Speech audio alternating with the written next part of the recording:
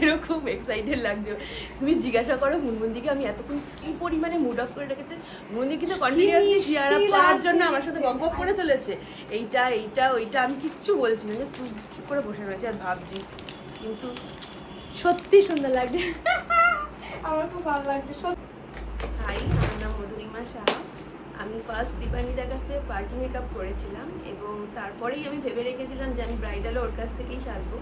আমি বিয়ের রিসেপশন 2 দিনই সেজেছি ওর কাছে এবং আমি আমার লুক দিয়ে প্রচণ্ড প্রচণ্ড প্রচণ্ড স্যাটিসফাই।